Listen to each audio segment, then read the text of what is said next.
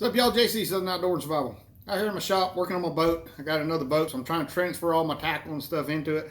Kind of going through stuff, and I got to looking at all the tackle I've got in boxes and stuff that I carry with me. And so I decided to do a video and have a little fun with it. And if I only had 5 lures to choose from, what would the 5 lures be that I carry with me? So let's get started. The first one I would choose would be a buzzbait. You just can't beat a good buzzbait. Good reaction strike, getting nice explosive blow-ups on them, but a buzzbait. And if I had to choose from colors, it's going to be 3 color patterns. It's going to be a black, a white, or maybe a white chartreuse like this one. Make sure I got a good trailer hook on it. But buzzbait would be number 1. Number 2 is going to be a lipless crankbait. Now my go-to lipless crankbait is just a good old chrome rattle trap. You can't beat these things. It's a good search and find bait. But I've always got this one tied on. This one's wore out. It's missing paint on it. Where I ran it across rock, banged it into docks, whatever.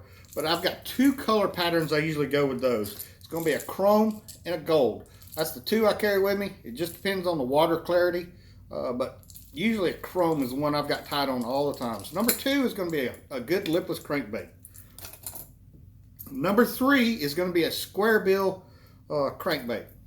You know, you can't beat the action on one of these. It's got that good hunting pattern where it zigzags back and forth, get a lot of wobble to it. They deflect well off of cover. But I've got 3 patterns I mainly stick with. One's going to be a brim or a bluegill color like this one, a good shad pattern, or a crawfish pattern. Those are the 3 I usually have with me, or the ones I would choose from. But most of the time I use this bluegill color. I have a lot of good luck with this, especially in early spring, late spring, you know, when the bass are feeding after spawn or before spawn. But bluegill, square bill. Number 4 is going to be a jig. You know, we all know you can't beat just a plain old jig. It's very universal. You can use it in all different ways. You can take this thing, throw it out there, and just reel it in just like a crankbait. Reel it in just like a worm, work it across the bottom, pitch it, flip it, whatever you want to do with it.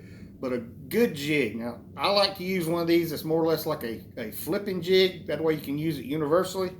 But 3 color patterns I go with is a blue and a black, the green and brown like this one, or maybe a white. But those are the ones I usually carry with me. Is a good jig. That's number 4. Number 5 is going to be just a plain old Zoom auger tail. You can't beat the action on these things. You get these things Texas rigged or pegged.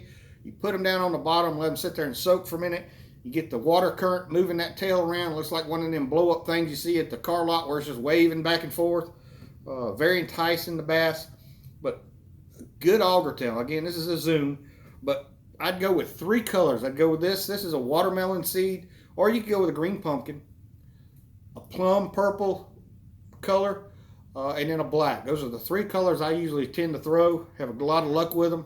But, you know, just having some fun. This is the 5 items. If I could only take 5 lures with me to the lake, these would be my 5 to choose from. Like to hear what y'all have to say. Leave some comments. Let's have some fun with this. But again, this is JC, Southern Outdoor and Survival. Y'all keep it real.